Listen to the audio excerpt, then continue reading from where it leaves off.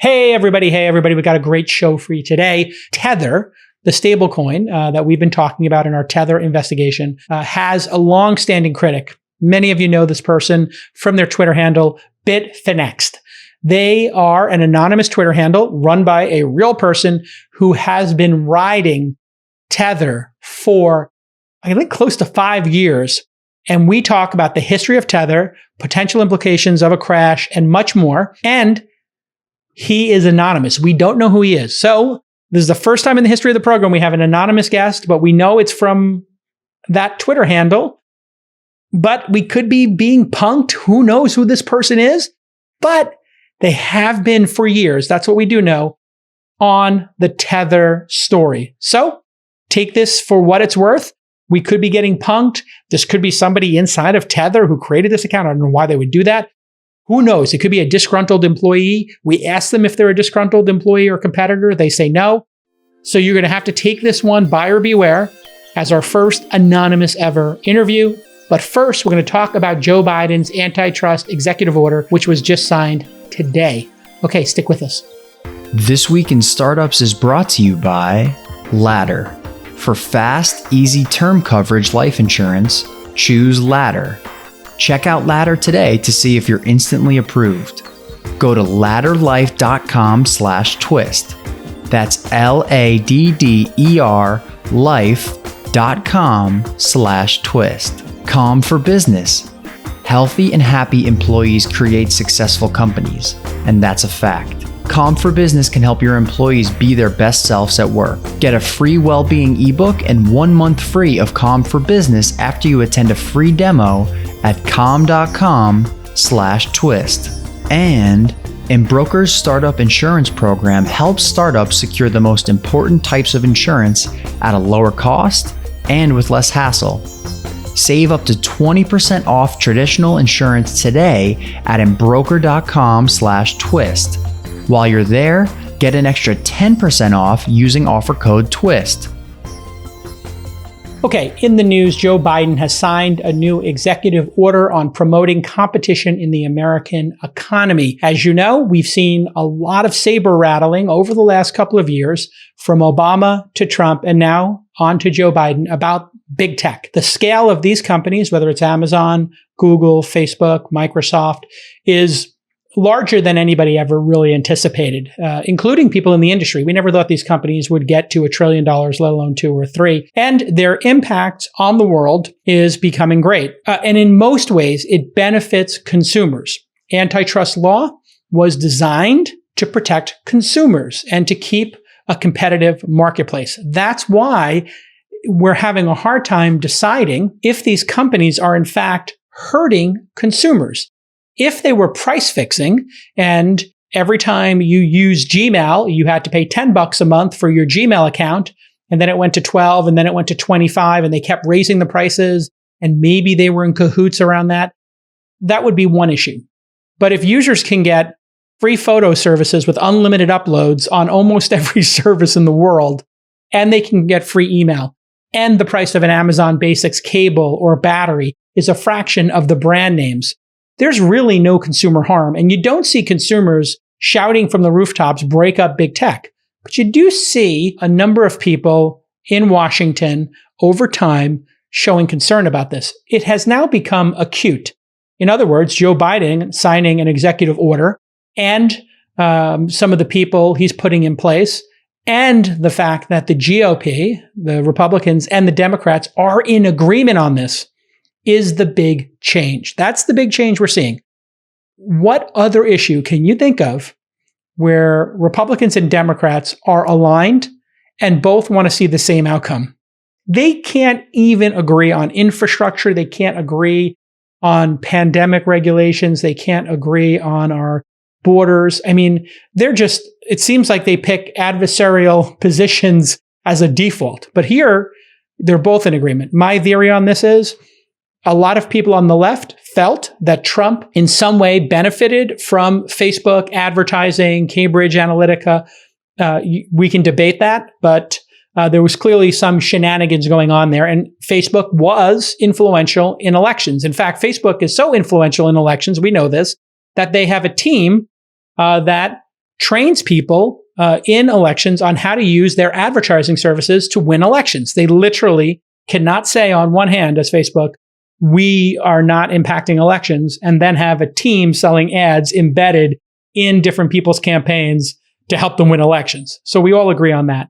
Whether you like Hillary, hate Hillary, think the election was stolen or not. Then in 2020, we had Trump get suspended from all these services. So if you're sitting there and you're in Washington and you're a career politician, now you've seen both parties become disgruntled, and you've seen somebody just basically get removed from public life, Trump. That, I think, has led Washington to believe it's now time to take action against big tech. That's my belief. Maybe it's cynical, but I believe that's why this is coming to a head. There are other issues that are not about competition, but are of concern to citizens in the United States. One of them is wealth disparity. They see Jeff Bezos becoming worth a lot of money and, Zuckerberg, and they feel that's unfair. What does that have to do with breaking up the companies? Feels vindictive, feels like you're changing the rules of the game. Let's put that aside. I do think that's an undercurrent of public support. Then you have these companies not paying any taxes. And then you have some individuals who are getting loans against their equity, which is totally allowable under our current law, but they're not paying taxes the way we all pay taxes on our income.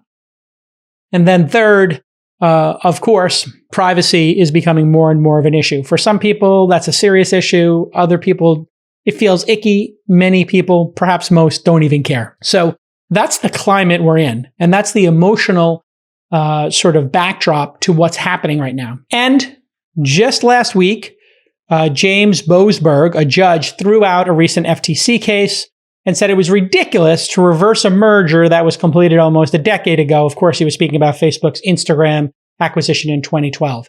So that's the backdrop. What is this new order? Well, this executive order, includes 72 initiatives by more than a dozen agencies to promptly tackle some of the most pressing competition problems across our economy. And that's a quote there. Some things included in this are initiatives to ban or limit non-compete agreements. This is great. In California, we don't have non-competes. If you worked for Tesla or Apple or Waymo in self-driving, you can't take the documents and the IP from that company to another company, as we saw with Waymo and Uber self-driving in that case. But you can go work at another company. Other locations, I believe Texas and some in the Northeast, allow non-competes, which means if we can pay you your salary for the next 4 years, pay or play, so you can work for us, play, or we will pay you to not work on self-driving. That limits competition, so that's good. Another item in here is lowering prescription drug prices. So obviously this goes beyond big tech, allowing hearing aids to be sold over the counter, make internet access more affordable by banning excessive early termination fees. That makes sense. Ends landlord internet service providers exclusivity arrangements. That's fantastic. So if you live in a building, some would just previously offer Comcast because they had some side deal with the landlord, or just using an example there. And here's the quote: the overarching objective with the executive order is to make sure the president is encouraging competition in industries around the country. White House Press Secretary Jen Psaki told reporters on Thursday. This follows Biden appointing Lina Khan, which we talked about, as the chair of the FTC, which was approved with bipartisan support. So again, there it is, bipartisan support. And, the way I always look at this is, why is this happening now? Again, I went through wealth disparity, Trump and Hillary, and the impact Facebook, Instagram, Twitter have had, YouTube, on banning those people, or maybe putting their thumb on the scale and helping ones get elected. At least that's the perception. We don't know if that's true. Tax avoidance is a huge one. People putting their IP in Ireland and not paying a ton of tax. This makes people feel really bad about it. So what's going to happen? We know that consumers are not being harmed in the short term. They're not. In the long term, you have to make a really weird sort of argument that, okay, because there are not 7 more photo sharing apps, and because Instagram is owned by Facebook, you're not getting enough competition for your photo sharing. Probably hard to make that argument. Now, if somebody like Amazon copies everybody's products and they went from having, I think it's maybe hundreds or low thousands of Amazon basic services, and they decided they would have 1 million of them and they would put them first on the lists, or Google is putting their Yelp review competitor above Yelp. Those are the kind of things where on the edges, on the margins, you might see some consumer harm. Again, it's just really hard to determine. So what's going to happen? I think what we're going to see is the big tech companies are not going to be allowed to make future acquisitions that are large. In fact, I think many of them are not even trying. So that chilling effect is here already.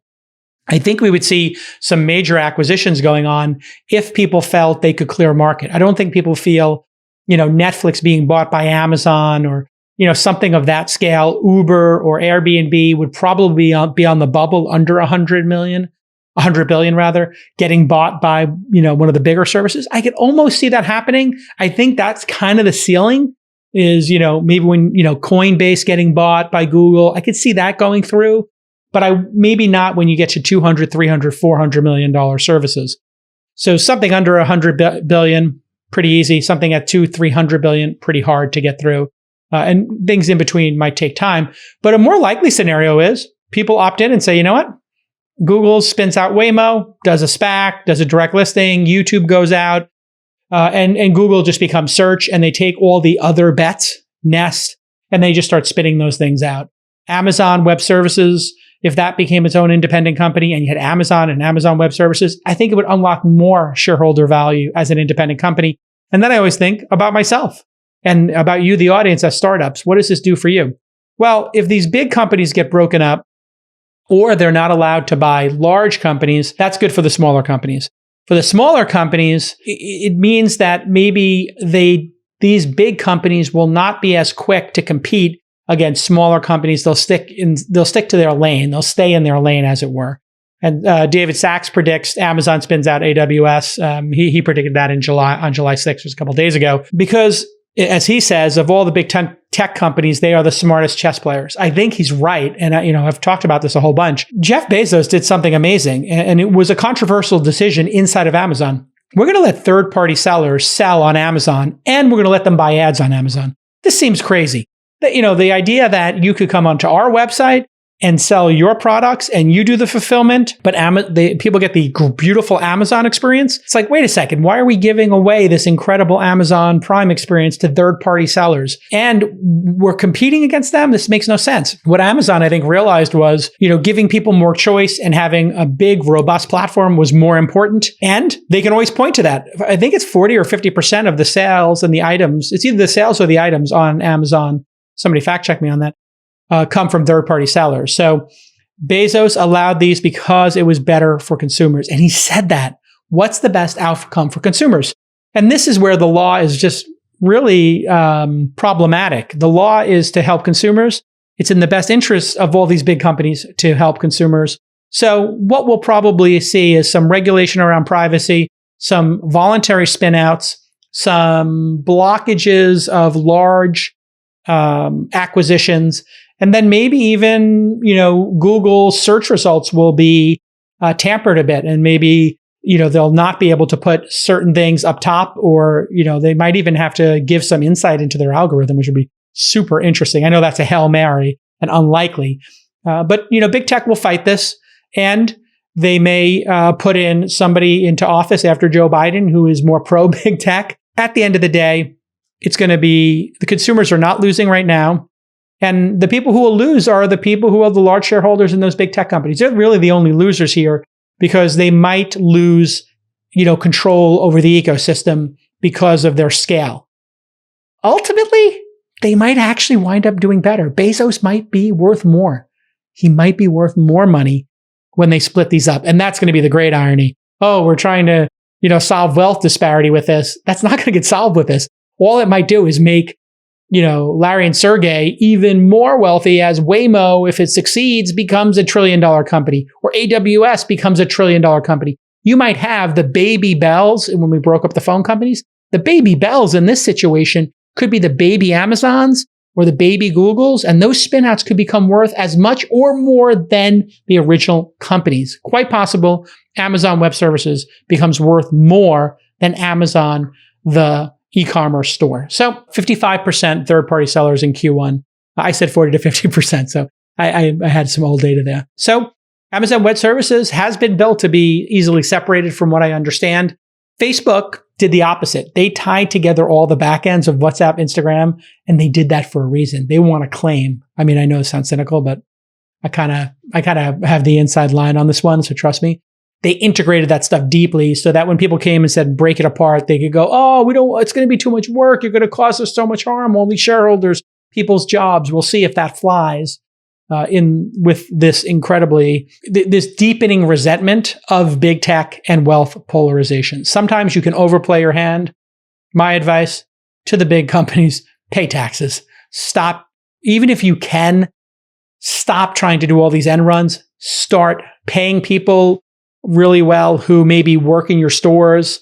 Increase your transparency in privacy, and maybe don't compete as savagely when a new startup comes out. We saw this with Clubhouse. They came out and then all of a sudden Zuckerberg, Slack, Spotify, everybody had their competitor up and running immediately. It's that kind of quick copying that I think gets people worried about competition because the scale of these services are so big, but I don't see anybody mentioning that. And that is a very interesting dynamic. Is it better? And I don't know if anybody has the answer for this. Is it better that Spotify, Slack, and Facebook and Twitter come out with Clubhouse clones, competitors, coexisters within the first year of Clubhouse, or because it creates more activity in the space, gets more people exposed to this new feature, just like stories getting copied from Snapchat gave more people access to that technology, that service? Or is that worse for competition? I don't actually have the answer to that. I could see people arguing it both ways. Okay, let's get to this incredible interview and our first anonymous interview in the history of the program in over 1,100 episodes, our first anonymous interview with the Twitter handle Bitfinex. As founders, investors, and executives, we spend so much time building up the companies and products that we love and care about. But at the end of the day, life is fragile and things can get taken away at any moment. So it makes sense that people get life insurance, especially term coverage, which is surprisingly affordable. Why not pay a little bit each month to protect the ones you love? If you're asking yourself this question, choose Ladder. Ladder makes it really fast and easy to get covered. You just need a few minutes and a phone or a laptop to apply. Ladder's smart algorithms work in real time, so you find out instantly if you're approved. There are no hidden fees, and you can cancel at any time. Life is short. Make sure you have insurance. And since life insurance costs more as you age, now is the time to cross this off your list. Go check out Ladder today and see if you're instantly approved. Go to ladderlife.com/twist. Once again, LADDER life.com/twist. Ladderlife.com/twist. And let's see if you get approved. All right, next up on the program, for the first time, we are going to disguise our guest's voice. And we're doing that because our guest today is a self-described whistleblower. And you may know that we've been talking about the stablecoin, basically a cryptocurrency called Tether, on this program for a couple of weeks. And if you know anything about cryptocurrency, you probably know our next guest through his, now we know it's a he, so we've narrowed it down to 50% of the population or thereabouts. But we actually don't know who this person is. We don't know what their motivation is, but we will get into that as we have the discussion. He runs a handle on Twitter called Bitfinex'ed, Bitfinex'ed, Bitfinex'ed. And he's been running that account since April of 2017 when it was created in order to, in his worldview, bring some attention to Tether. And so welcome to the program, anonymous, disguised voiced Bitfinex'ed. Hi, thank you for having me. Okay. So right off the bat, I guess it would be good for you to explain to us, what is a stablecoin? When did you become aware of stablecoins? So I first became aware of Tether actually probably was early 2017, and I remember seeing Bitfinex trading, and I always watched the trading of Bitfinex, And I started investigating Tether probably, around late March, early April 2017. And I went through the terms of service for Tether and trying to figure out what was going on, on there. And when I read the terms of service, the terms of service basically said that, it's not, tethers are completely not redeemable. So I was always already suspicious of it. But at that time, I didn't really put together that, Tether and Bitfinex are owned by the same people. And that was, the website for Tether didn't actually list any, I didn't have it about us. And as I was watching Bitfinex and I was watching the trading on Bitfinex, I started noticing in late March of 2017 that the trading is, peculiar. So that's kind of when I started, kind of noticing, And Bitfinex'ed is a crypto exchange for people who don't know, and it's an offshore crypto exchange. It's not one here in the United States, right? Right.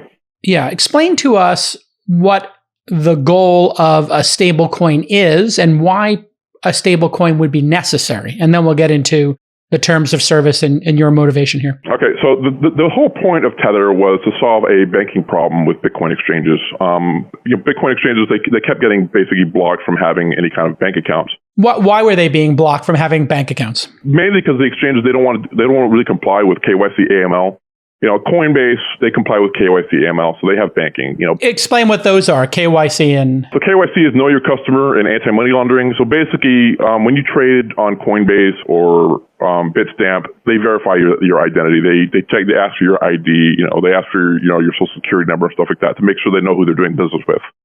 Those exchanges usually don't have any problems obtaining banking. Bitfinex and the offshore exchanges, they don't want to do the KYC AML, so they have problems with banking. Mm-hmm. The idea with Tether was going to go ahead and comply with all the banking regulations, and they would go ahead and open the banks, and they would basically receive dollars, and then they would issue a token, and that token was supposed to represent those dollars. A legitimate version of Tether, but basically they do all the KYC, all the AML, and then they just allow the Bitcoin exchanges, hey, just implement Tether, and it's on the blockchain. It's backed by dollars. Here's our audit, and that would solve a real problem in cryptocurrency with all these exchanges basically constantly having these magical banking problems. And that was the idea behind Tether. And that's not it's still probably most likely be illegal, but it wouldn't be a fraud. It's just trying to work around the the KYC AML issues. So would I be correct in saying that people who want to get around KYC, know your customer, and anti-money laundering, AML, would that group be people who maybe are part of the underground or a black market or a gray market? Or are these people who maybe are just from foreign jurisdictions? Like, why would the customer need this service? I think the vast majority of the trading and the vast majority of users that they're going to have are going to be most likely going to be black market and potentially gray market, and a lot of money potentially could be stolen, or it could have bad, who knows, what could be going on with it. But I have noticed that when Bitcoin exchanges implement actual KYC AML, for example, their volume goes down tremendously. Got it. It's friction. Yeah, I feel that most of these users are going to be black market and maybe some gray market stuff, but I think the black market stuff is going to be significantly higher than if you have a local country that has a bad currency and they want to hold dollars and they can't get a bank account in the U.S. They might be holding tethers, but there may be a few edge cases that are like that, but I think those are going to be edge cases. Those aren't going to be the vast majority of people using tethers. And some people said these stablecoins would just make things faster, even for legitimate people. Is that an accurate description of the legitimate use of, say, a tether? Is that it's faster to move money around? It certainly is. Tether is faster to move than bank wires. That certainly is true. Got it. Okay. So basically, it's just a blockchain transaction. You read in the terms of service. So you're one of those folks who reads the terms of service, the 1% of users who reads the terms of service. And you see in the terms of service for Tether that you are not guaranteed the ability to get your money back. In other words, to sell your tethers back to Tether. So when you go to their website basically said that tethers are backed 1-to-1. with U.S. dollars. And then you go look at the fine print, and they basically tell you that tethers are not money and not monetary instruments. They're not stored value or currency. And then the key words or the key sentence is, there is no contractual right or other right or legal claim against us to redeem or exchange your tethers for money. Mm-hmm. And that was the original terms of service. That's the original terms of service, and that terms of service has changed. And in the beginning, they were marketing this, and this is super critical. In the beginning, they were saying every tether has $1, and every tether will only be worth $1, and that dollar will be stored in a bank account somewhere. So you never have to worry. If we have a tether, and a tether exists, we have that dollar. And then if somebody cashes it in, we do what's called burning of those tethers, correct? Right. Correct. Got it. Now, something changed along the way, but it makes one wonder, why would they put that in the terms of service to begin with? Do you think this started out as being something fugazi or shady? Or do you think something happened along the way that made them change the terms of service? And then I guess it would be good to talk about what the terms of service says today. Okay, so those terms of service, I believe, were added sometime after Bitfinex, Phil Potter and Juan Carlo Devasini basically bought Tether from the original founders of Tether, which was Brock Pierce, Craig Sellers, and Reeve Collins, I think. They started out the business, and then basically Bitfinex just bought it from them. We don't know how much they paid for it or anything like that, but so they bought it from them, and then they had those. And then they changed that. Those terms of service, basically adding that line in there. I actually have one of the main Bitfinex supporters. He goes by the name of Swapman. He actually admitted to me that they added that to try to bypass money laundering regulations. So they put in there that these aren't worth anything, therefore you can't come after us for money laundering or KYC rules, because we're saying people are buying funny money. In essence, they're buying like Zynga tokens or something to play poker. They have no value is their claim. Correct. This is after claiming that there was $1 in the bank for every dollar. So they're kind of having it both ways. They're marketing it as one thing, but then the terms of service, they're saying the exact opposite. This is virtual currency that has no value. Correct. Okay, that's confusing enough. Healthy and happy employees create successful companies. That's it. That's a fact. And Calm for Business can help your employees be their best selves at work. You can partner with the #1 mental fitness app to provide support and tools for your employees right now. Calm can help kickstart mental well-being initiatives by empowering employees to stress less, to rest better, and to build resilience. And you know what?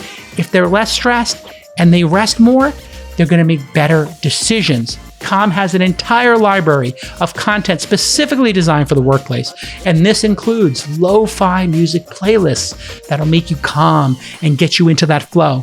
Quick breathing breaks that'll lower your stress and increase your decision-making ability, guided meditations, and hundreds of soothing sleep stories. They even have programs tailored for mental health and productivity, like the Mindfulness at Work series. Millions of employees at over 600 companies like Lincoln, Iterable, and Universal Studios use Calm for Business to make their employees more productive, less stressed, and to just make a higher functioning company. Right now, Calm is offering a free well-being ebook for HR and benefit leaders and 1 month free after you attend a free demo at calm.com/twist. That, once again, you know how to spell it, CALM.com/twist. That's why I invested in the company. I thought that this company could change the world, and I am so happy to see Calm doing that every day. So what's happened since that time? Because there's Bitfinex and then there's Tether, and people thought these were two different companies, but then they found out at a certain point, accidentally, I believe, that these are the same company? So that's actually a very funny story because I figured out that Bitfinex and Tether are run by the same people because Bitfinex and Tether sued Wells Fargo. So I literally had the lawsuit that Bitfinex and Tether filed against Wells Fargo, and I had sworn affidavits from the CEO of Bitfinex and Tether where they basically admit that they're the same people. So I took excerpts from that lawsuit and I shared it on Twitter. It's like, hey, these are run by the same people. And nobody believed me. Oh, that's just FUD. Oh, that's not true.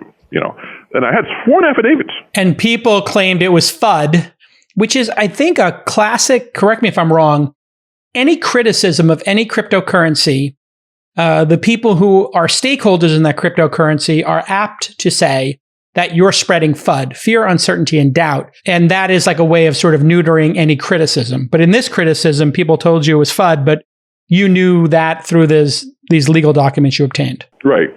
And this is public information. This isn't a secret. You can't really, you could fake it, but it's obvious you'd fake it, But the only time people really started to believe that Bitfinex and Tether are run by the same people was after the Paradise Papers leak.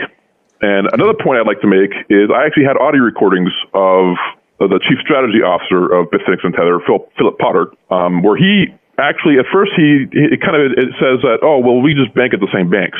And then that was sometime in 2017. And then in 2016, he actually admits that, we were majority owners of Tether. The money's all there. I don't know what I can make people feel bad about that, but doubt I will. That's basically, what he says. He doesn't actually, Those recordings are on the internet today, correct? Yeah, I published all those. Bitfinex tried to get them removed off of YouTube. Fortunately, they failed at doing that. Great. Okay, so we'll put those into the show notes here. And people remember the Paradise Papers were this leak of documents of all of the 13.4 million confidential electronic documents relating to offshore investments that were leaked to German reporters, and they shared them with the International Consortium of Investigative Journalists. And this led to a lot of revelations about different companies and individuals who were running all kinds of offshore accounts, amongst them Bitfinex. Right, and Tether. So that proves the connection, that they're the same thing. Right. Yeah, and then at that point, people started to admit that, Bitfinex and Tether are run by the same people. Got it. So we have multiple red flags there. One is the denial that these two companies are related. The other is the terms of service is saying this is a virtual currency, essentially. It's not real money. But the public positioning was every Tether has $1. Right. Backed up in somewhere. Now, at some point, well, you can tell me what happens next here. Okay, so what happened after that, I kept hitting on their terms of service, and they were getting a lot of flack for that, because I was basically on Twitter just spamming. Anybody talked about Tether, I took a screenshot of the Tether terms of service. It's not backed, and they were always trying to do damage control around that, because obviously you can't. That's pretty, that's a pretty big indictment that it's, your website says it's not redeemable. So they finally updated the terms of service, and it basically is the same exact thing, but they just worded it a lot better, I would say. So now basically, in order to redeem Tethers, you have to be a verified customer of Tether. So what is a verified customer of Tether? And that's somebody that they go to the Tether website and they go, Tether does do some KYC AML for the people that issue Tethers. The thing is, it's a very, very small club of people. If you were an offshore entity, and you actually try to go through the terms of service, or not terms of service, but you try to go through the approval process to get, into Tether, I doubt that you would actually be able to go in there. It seems that their primary customers are basically just some big traders. I would doubt that they have more than, say, 25 customers. It's just a couple big, large entities. Got it. And so at some point in 2018, the Tether price collapsed for some reason. How does a stablecoin's price collapse? I'm curious.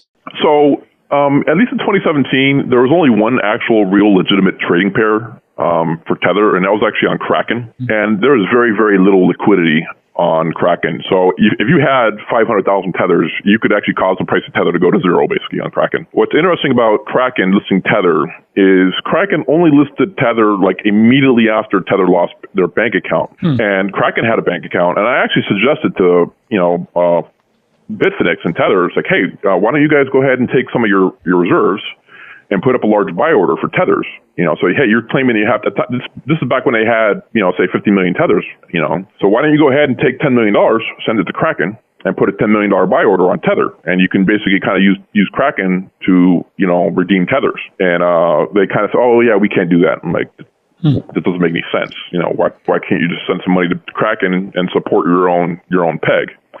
Just place a massive buy order. So I guess right now the audience is wondering, you seem extremely motivated to uncover what's going on here. What is your motivation for the people in the audience who are thinking about this? I do think that if Tether is allowed to continue, I believe that they will eventually trigger a financial crisis. Okay. So you consider yourself a concerned citizen, but maybe this behavior and your obsessiveness about it, people might say, well, that seems a little more extreme.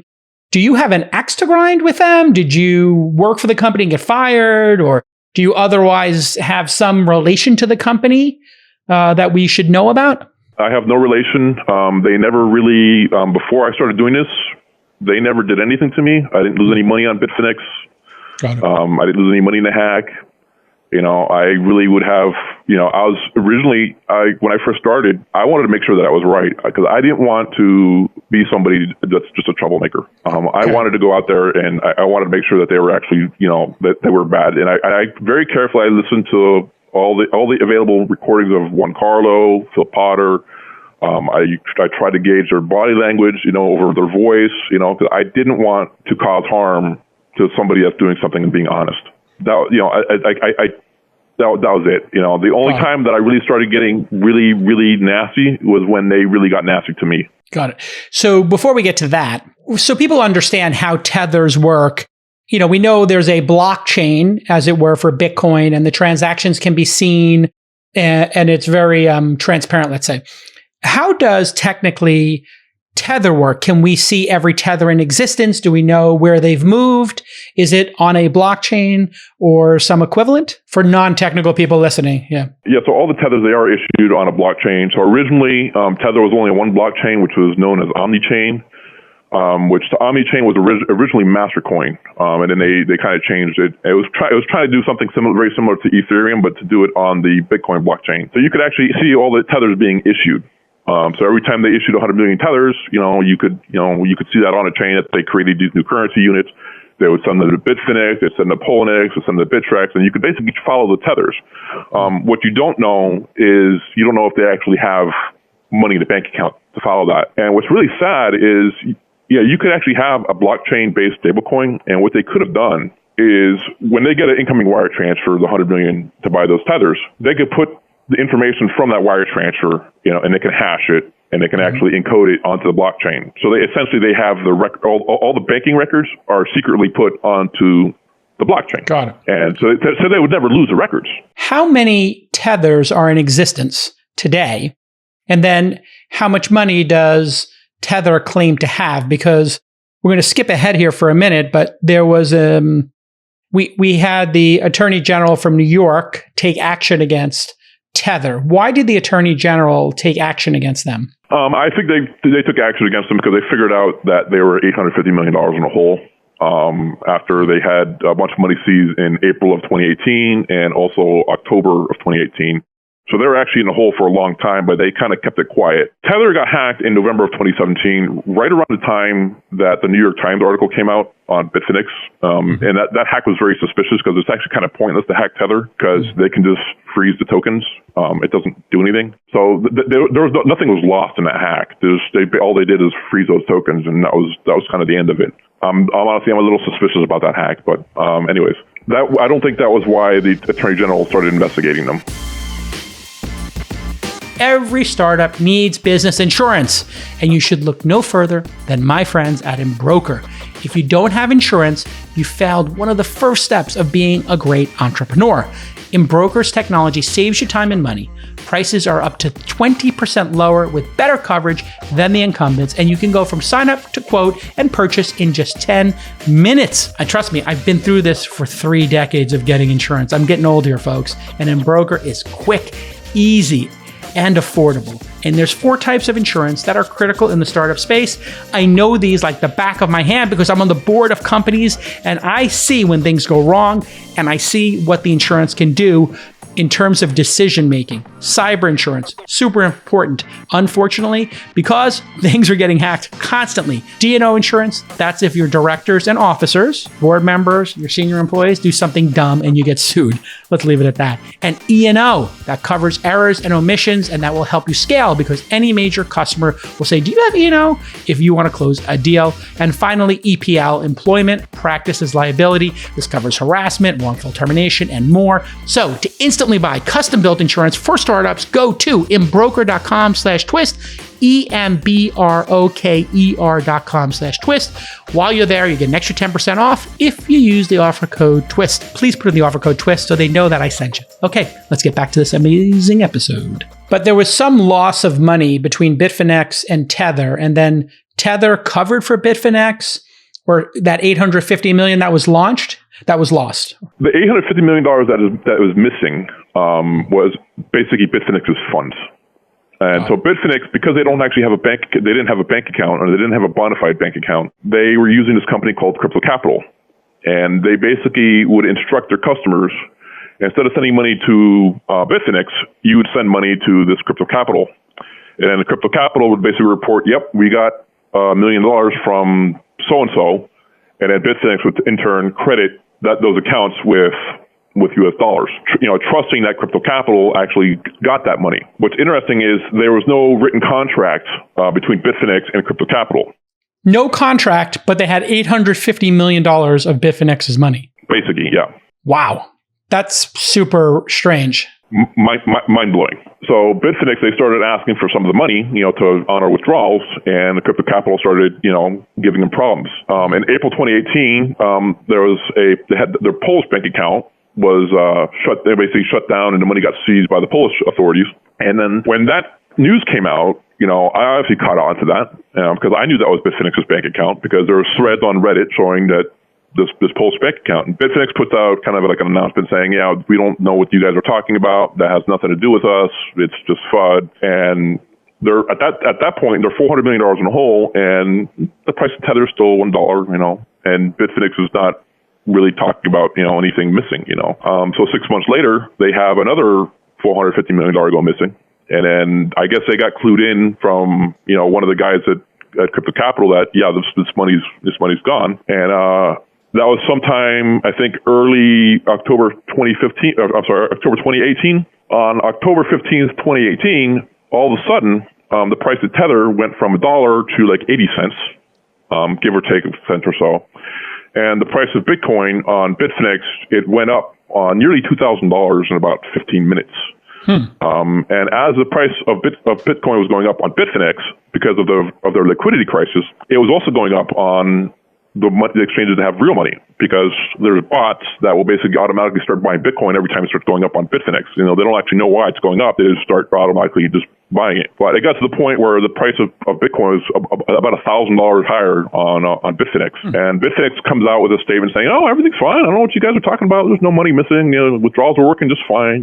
But in reality, Juan Carlo was completely freaking out. And on the same day that they had this liquidity spike, which I have a recording of it, by the way, which is kind of very amusing to watch. The same exact day, Juan Carlo is basically going out and saying that if we do not act quickly, the price of Bitcoin is going to fall below $1,000. And that is from the chief financial officer of Bitfinex and Tether. And so the only way that makes any sense at all is if the price of Bitcoin was manipulated by Bitfinex and Tether. And you believe that? You believe they were manipulating the price of Bitcoin as they were using the stable coin. So in a way, and this was explained to me by somebody I know in the crypto, multiple people in the crypto industry explained it to me this way, that what's happening with Tether is maybe they're front running the Bitcoin trades, they're buying right before other people are buying, or they're creating this massive volume, and that Tether, I guess the one conspiracy theory here, or one theory, is they were juicing the price of Bitcoin and then benefiting from it in some way later on. And that was concerning people in the crypto industry. Yeah. So one of the dumbest things about Tether, honestly, is that it opens you up to be front run, because when the Tethers get issued, they're on the blockchain. And for a while, really, the only currency you really could buy was Bitcoin. So if you're a large institutional trader, and okay, I have a choice. I can buy I can buy Bitcoin with my US dollars, or I can take my US dollars and I can send it to this offshore Crypto Capital account to buy Tethers and then buy Bitcoin. And theoretically, Bitfinex, they decide when they give you your Tethers, but they already have your cash. So they can take your cash and they go ahead and they buy Bitcoin with your cash. Pure speculation, yeah, but it's possible, yeah. A day later, you take your Tethers and you buy it back from them for more money. Crazy, yeah. So the idea of somebody buying Tether, with actual money, you're just opening yourself up to be front run by not only Bitfinex and Tether, but everybody watching the blockchain. Whereas you can go into Coinbase, deposit money on Coinbase, nobody sees that on the blockchain, and you just buy Bitcoin, And so then there's some sort of investigation by the New York Attorney General. And how did they find out about that in 2019 and to decide to do this investigation, then eventually ban Tether from operating in New York City, or New York rather? Yeah, I think they started investigating it sometime in 2018. And through discussions, if you actually, when you look at the New York Attorney General's case, basically Bitfinex admitted that there's money missing. And then the Attorney General's like, you guys haven't made this public, So Bitfinex obviously wanted to keep that, they really wanted to keep that quiet. So I think that's when the Attorney General started investigating it, and they didn't publicly disclose, the whole lending agreement with Tether. And what's interesting is just before the Attorney General sued Bitfinex, all of a sudden we had a bull market.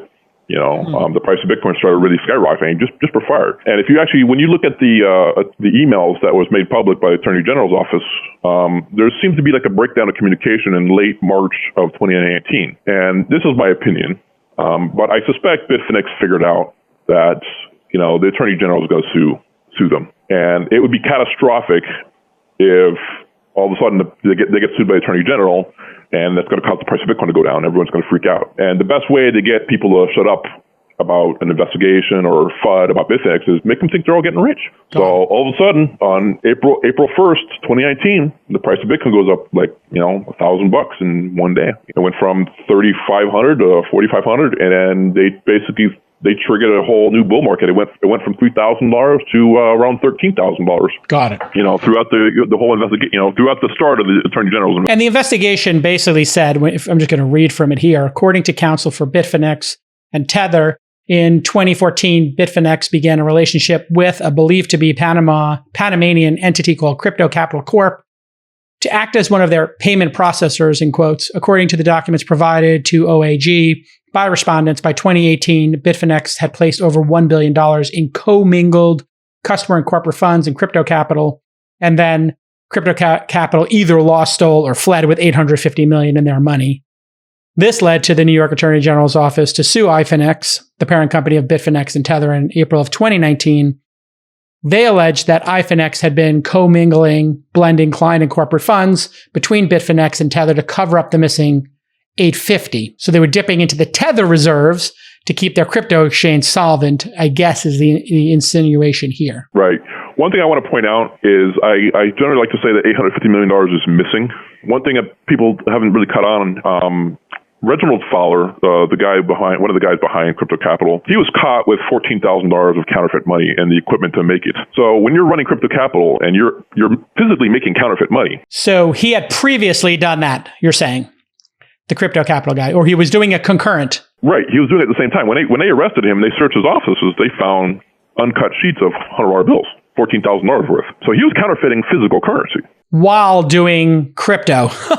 While doing crypto and running Crypto Capital. So, it's a lot easier than going through all the hassle of counterfeiting money. Yeah, I got $8 million from this account when there was no actual deposit, and it's a convenient scapegoat for Bitfinex. Oh yeah, we had no idea the Reginald Fowler was issuing deposits without actually getting any money, Since that time, the Attorney General said, hey, you got to put out quarterly reports. And a quarterly report came out for the first time in May 2021. And this provided a breakdown of their reserves from March of 2021. And this is what started the whole interest in Tether again, with Financial Times, Jim Cramer, CoffeeZilla, myself, and a bunch of folks watching what you're reporting on for these 5 years.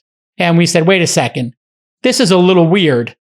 It's a PDF with a pie chart, and it says they have $60 billion in assets, but 75.85% of them are cash and cash equivalents and other short-term deposits and commercial paper, that last part being loans to other businesses.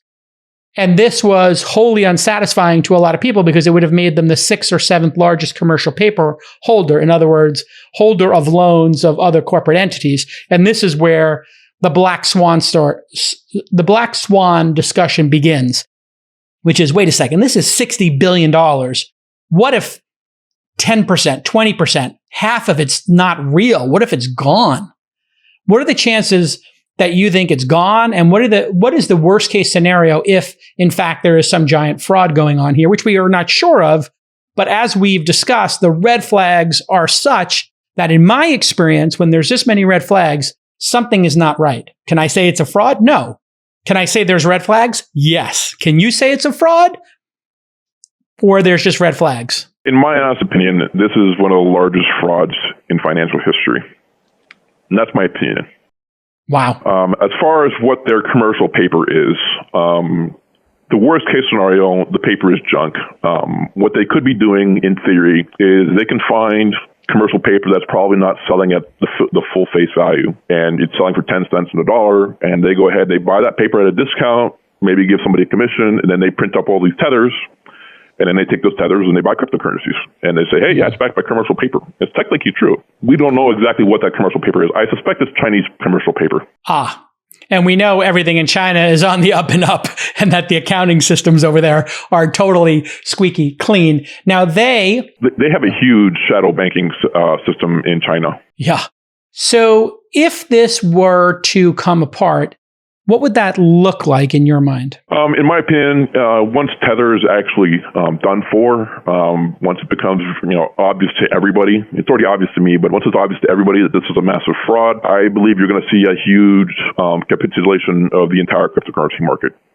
Because Tether makes up 60-70% of all the actual volume, and in my opinion, it's the Tether activity that really drives in the real money. If you go back and you look at Mt. Gox was playing with funny money, and they were able to, with funny money, to bring up the price of Bitcoin from $50 to $1,000, $1,200, and it brought up all the other Bitcoin exchanges that had real money.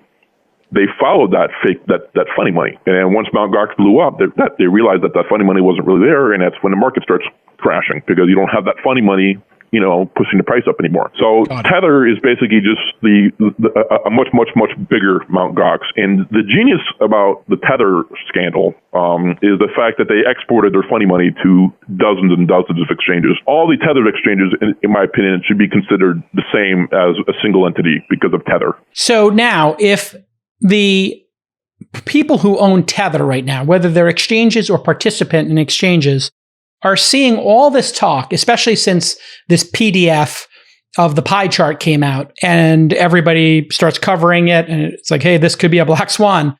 Would that not lead to everybody who owns Tether saying, get me out of this as quick as possible? I want to cash in my Tethers. Interestingly, apparently not. Tether, the only time there's ever been any mass redemption of Tether was actually when they had $850 million seized. All of a sudden, they started redeeming about 700 million, 800 million Tethers were burned sometime in October and November 2018. That's the only time we've ever really seen a big burn. There was one burn before that of 30 million Tethers. I suspect that was Phil Potter redeeming his Tethers, because that's just before he quit working for Bitfinex and Tether. Got it. So if people are still using this, it's active, do you think they're out of compliance with the New York Attorney General that asked them to do these quarterly reports? I do believe that Tether is still doing business in New York. Bitfinex is still doing business in New York, even if indirectly.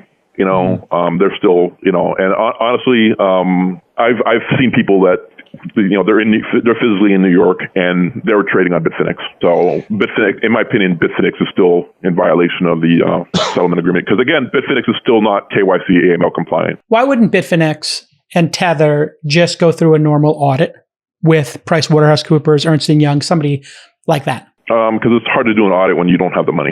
So in your mind, they're not going to put themselves through an audit because the money's not there, and that would prove it pretty quickly. But they do have an audit from some firm in wherever they're domiciled in the Cayman Islands. And this is More Cayman is the name of that? That was not an audit.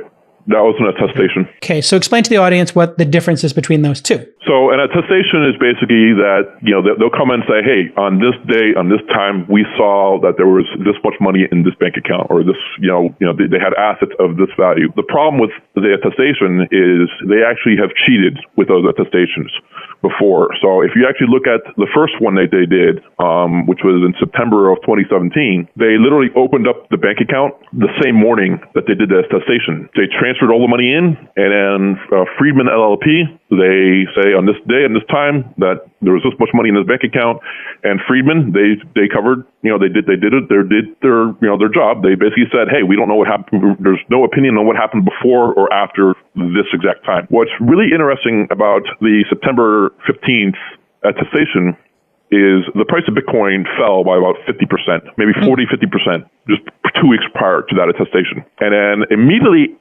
after the attestation was done, the price of Bitcoin started skyrocketing again. And it was actually one of the largest 4-hour candles of buying in Bitcoin in history. The same day they did the attestation. So what is your theory there? They sold their Bitcoin and then bought back in to have a giant account? My theory on that was they basically were selling all their cryptocurrency that they were buying, and they caused the market, because they weren't buying Bitcoin to push the price up anymore. They were trying to cash in to generate enough money to show money in the bank account. Got it. The CEO of Tether has been seen last when? And what's the name of the CEO? His name is Jean Louis Vandervelde. Sounds like a James Bond villain. Now, he's the CEO. Now, my understanding is people have not seen him in years. Is there video of that? Do you know if there's video of him ever talking in a public forum? Who is this person? And if somebody was saying this about my company, I would be out there on CNBC talking about and explaining what the big misunderstanding is. But this person hasn't been seen ever? I mean, there was somebody who told me that he may not exist. He's a real person. He absolutely exists. Okay. I looked into it, because again, some people thought he doesn't exist. He definitely exists. I can tell you that, beyond a reasonable doubt. Where does he live? Do we know? I think it's some island in Hong Kong. Got it. I can't think of the name off the top of my head right now. Yeah. I may be wrong. He also may live in the Netherlands. But the thing is, the CEO of Bitfinex and Tether, in my opinion, he does not actually run Bitfinex and Tether. He's a very important character, but he does not run it. The person that actually runs it is Juan Carlo Devancini, the chief financial officer. And again, he's never been seen anywhere for a long time. They used to do voice interviews, on their shareholder group, which is called Whirlpool, which is run by a bunch of Bitfinex and Tether shareholders. But they ever since I kind of started, throwing shade at them, they really haven't done any real interviews. So for my audience, if anybody knows where these individuals are and can let us know, we'd love to interview them. In fact, the CTO has told us he would come on the podcast after I interacted with them on Twitter. They seem to be interacting with people on Twitter. What can you tell me about their trolling back and forth with you and me and other folks on Twitter? The CTO of Bitfinex and Tether, honestly, it's quite possible that he doesn't actually know what the hell's going on with their banking and the money, because he's just a tech guy. That's like going to Enron and asking their IT guy, hey, what's going on with all this stuff? Yeah. Or in Madoff's circle. Yeah. Madoff's circle, like the IT department might not know. Even the CTO might not know, because they were running this off of I think in the Bernie Madoff case, they were running a secret trading floor where only the Madoffs were allowed. So Paulo, who is their CTO, you think might not even know that there's a fraud going on here. Right. He may just believe his employer. In my opinion, he probably has plenty of the plausible deniability. Hey, I was just the IT guy. I don't know what the hell's going on there. I certainly wouldn't want to know about all that stuff, especially if I'm getting paid. Don't tell me anything, and I'll just have plausible deniability. The person you want to talk to is Juan Carlo Devancini, which has a shady history of himself. He actually used to sell counterfeit software. He actually was fined by Microsoft, I think roughly $60,000 for basically selling, massive amounts of. And this was years ago. Yeah, this was back in the 90s, But it just shows you that it's a shady character. Some character, yeah. Yeah. What have you learned recently about the company and where they're at right now and how they're taking this recent round of scrutiny? Because they interact with you, correct? On Twitter and social media? Indirectly, I do have the lawyer does have me blocked. I have Paulo blocked. He hasn't actually blocked me yet, but he'll probably block me after this. But there really hasn't been, it's usually kind of always indirect, attacks. He has, kind of like, tweeted, some of my stuff, and he's taking screenshots of my tweets. I think he noticed that he actually took, I think it was one of my tweets and one of your tweets. He actually I did see that. Yeah. Screenshot, posted it. Yeah. In case I delete it, the only tweets I delete are ones that have typos or something like that. Yeah. And to be clear here, we just would like to see, I'm just speaking for myself here. You've given your position. My position on it is, having watched Theranos and having watched Enron when I was a journalist and seen multiple scams and frauds, they always had a very slow burn up until they were found out. It took, the Madoff case took, I think 7 or 8 years of whistleblowers talking about it for it actually to implode. And so my spidey sense just went off with this. And I was like, this doesn't seem right. So let's get some answers. And when you probe and you don't get answers, okay, then maybe there's something there. So let's pivot here, I think. Is there anything else on Tether we should discuss? Because I was going to pivot over to Circle and their stablecoin for a moment. Not off the top of my head. I mean, it could go on for, it could go on forever, Is there another, there's only 13 people who work at this company, is that correct? Or that's the reported number of people, or nobody knows? That's the reported. They hire people just to use their name. So they're real people, and they do officially work there, but they don't actually. So basically like window dressing for it. Yeah. Is there another date or time when you think there's going to be a critical come to Jesus moment for Tether? Or is it just unknown when this is all going to come to a head? Unknown. I think eventually people are going to figure out where their commercial paper is, if they have the commercial paper. Because Financial Times is on that, right? Yeah. Yeah. And so the Financial Times being on the story, they said all the people they know who trade in commercial paper have never heard of Tether. Right. Which is kind of interesting. They could, if Tether wanted to, just give a detailed report on which paper they own. And then we'd all go, okay, then you could make a better decision here of, is that quality money or not? Right. The reason why they don't do that is because it's going to cause another problem. That breakdown that they were kind of forced to by the Attorney General, you saw how the market reacted to that. That was bad. So they don't want to do that. The only reason why they published that was because they were kind of forced to. So they did it. They try to hide it as good as they can, but again, it just brought in a lot more scrutiny. So if they do like with the SPACs, the SPACs list everything that the SPACs owns. If they do that, people are going to realize this is junk, and that would basically be the end of it. So that's a perfect segue. I've known Jeremy Allaire, a famous internet entrepreneur who created Cold Fusion. I've known of him since the late 90s when he created Cold Fusion, because we built a lot of software in the industry on Cold Fusion. Then he went on and did, I think, Brightcove, a video company that I remember. And I think I've had him on the podcast talking about Brightcove, or, I'm not friends with him as such. I'm just colleagues in the industry. If, we would recognize each other and say hi at a conference, or maybe, I'm trying to think of the last time I ever saw him in person, probably 10, 20 years ago. But I do know him. And Circle bought a friend of mine's company, Seed Invest. They've raised from very knowledgeable people, and they have their own stablecoin called USDC. So US dollar T is Tether, USDC is Circle. They operate in the United States in all these different jurisdictions, and they've given some indication of what they have in their reserves. And they have Grant Thornton, which is pretty notable firm here in the United States, doing that attestation. What are your thoughts on the difference between USDC and USDT, especially in light of the fact that today it was announced that Circle is going to SPAC, so they will be under even more scrutiny as a public company. So USDC, I think, again, it started just like Tether. They're kind of being transparent. They're, showing that the attestations were showing that it was US dollars in the bank account. And sometime I think it was around March of 2020, they changed the format of their attestations. And in the attestations, they went from saying, US dollars in the bank account to US dollars and approved investments. And the problem with that is they do not exactly explain to us what the approved investments are. And again, I have PTSD from Tether. So when I see something like that, it's a red flag. I just want to know what the approved investments are. And I wrote a couple blog posts on Circle, and I want to be sure that I'm not accusing him of really doing anything wrong. The only thing that he's doing wrong right now, in my opinion, is they need to be transparent. Yeah. A higher level of transparency would make you more comfortable seeing what happened with Tether. And I might give him the benefit of the doubt, knowing he's somebody who's been in the industry for 30 years, and that they're SPACing, and that they have Grant Thornton, who wouldn't want to touch this if it was something fugazi. But what is the business model, do you think, of these stable coins? Because I'm curious why people can't just make a stable coin that is $1 in the bank account. Is it that everybody wants to try to make money on the spread or provide a return on the investment?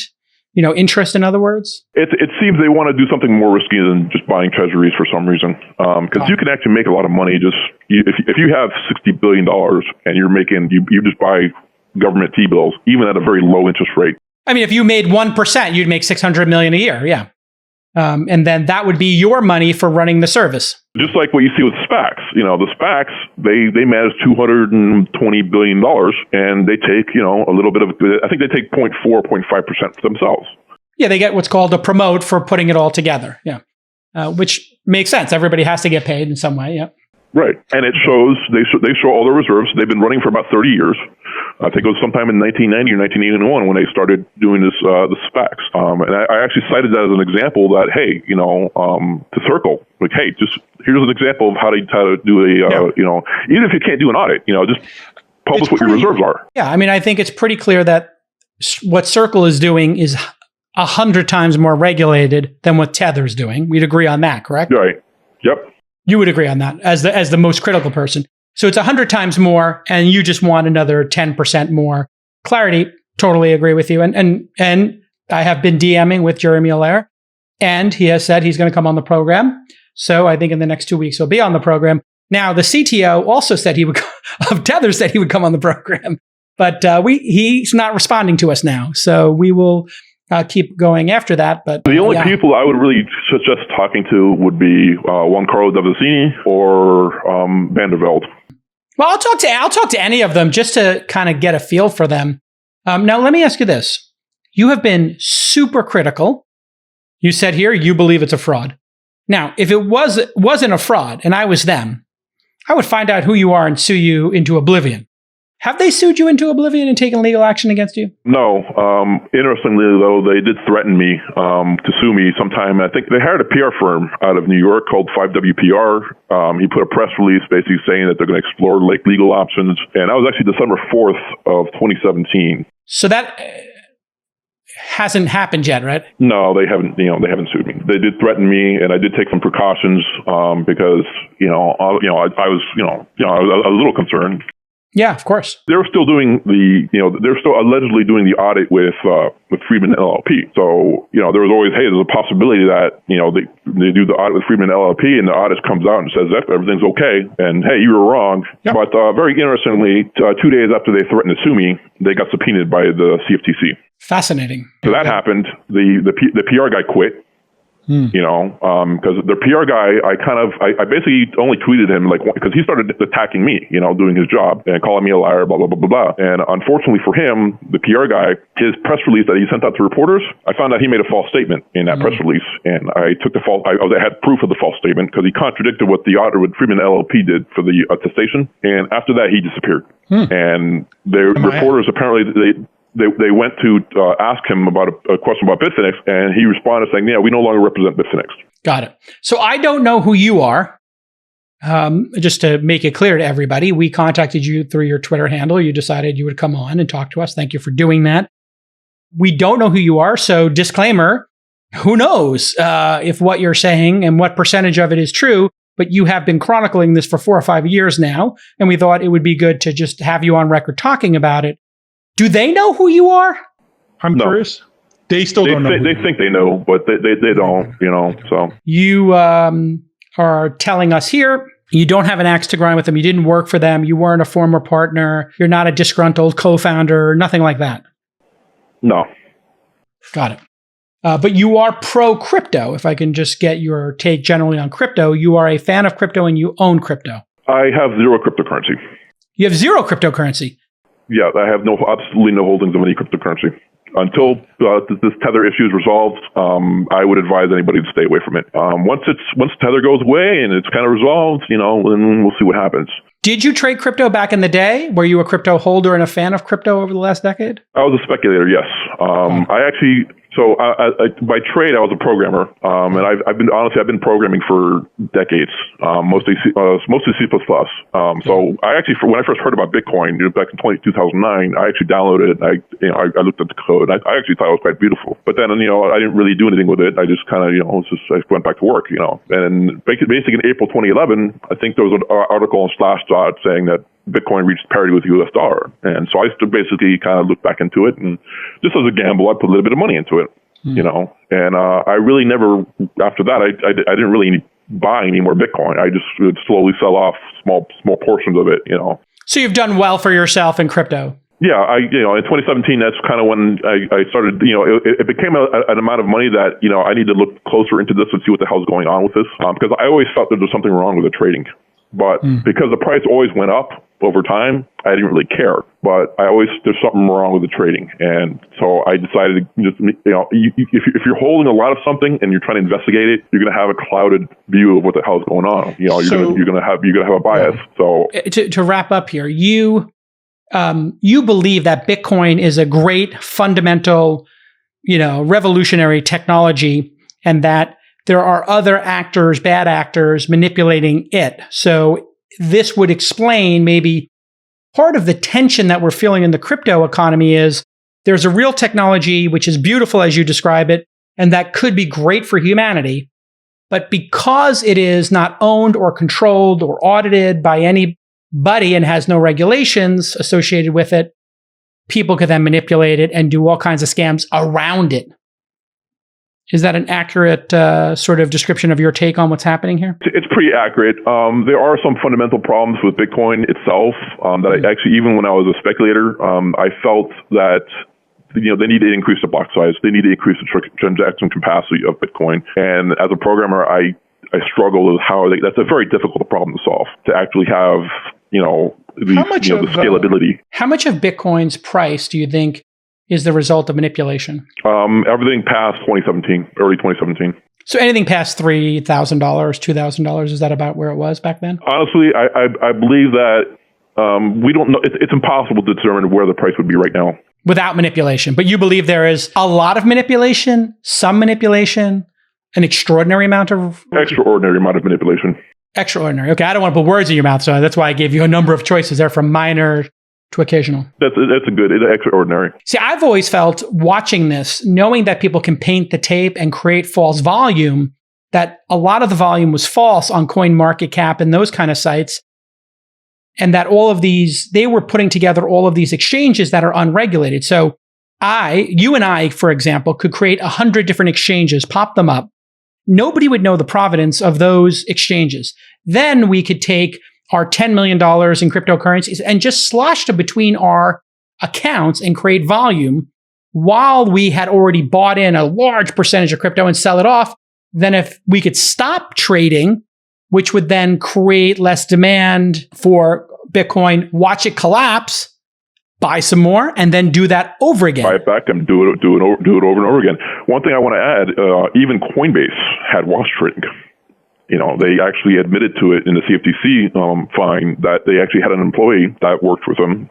I suspect it was Charlie Lee, because, you know, Coinbase listed Litecoin, and 99% of the trading of Litecoin was a Coinbase employee. Really? So very interesting. Yeah, and that was Coinbase. And Coinbase is supposed to be this the leader, you know, of compliance, and they had an employee that was wash trading. Yeah, they got fined. The CFTC fined them $6.5 million for this improper trading from a former employee. So the concept of wash trading here would be, I'm a bad actor. I buy a bunch of this coin, Litecoin in this case. Then I create fake trades between accounts, different wallets. I could do that. You're a developer. We could write a script to do that, fire up a bunch of different instances and start trading between them. Other people see it's getting more and more active on CoinMarketCap or other rankings of coins. And they say, oh, well, there's a lot of activity. I should buy that one because people are interested in it. Is that what the strategy is? Right. And then they end up buying it from, you know, these wash trading accounts, and they keep they keep pushing the price up, and then they buy it again, and you know, and you don't realize that you're buying from, you know, the person that's wash trading it. It's both wash trading and painting the tape. So they're very similar. You know, wash trading. A lot of times when they're actually doing wash trading, the price usually stays about the same. They're just trying to increase the volume. They're not trying to push the price up. Painting the tape, you know, they're trying to either push the price up or push it down, because they do both. They do both. Is that the difference? I was wondering what the difference is. So wash trading, you're creating volume. But painting the tape, which comes from back in the day when you would have the tape coming out of a ticker tape with stock quotes on it, painting the tape means trying to we decide, to buy shares in a company from each other, if it was a stock, at increasingly higher prices to create excitement that it's going up. Other people buy in, but they don't know that we bought in for $1 and we painted the tape up to $5. And then the suckers come to the poker table and start buying in at 5, 4, 3, 2, and we double our money or more. Right. And in crypto, they do it both ways. They'll go ahead and they'll put a bunch of their own buy orders, for example. Let's say that they know that the amount of legitimate buy orders is a small amount, between two prices. So they'll go ahead and they'll fill up the order book with their own buy orders, and they'll just crash the price.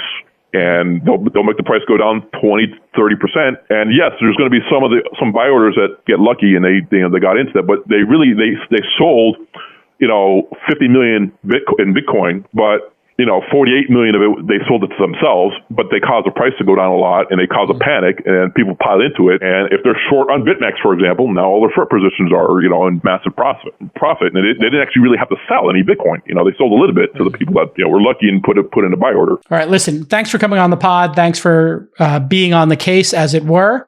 Hopefully this all resolves itself and it's all a giant misunderstanding.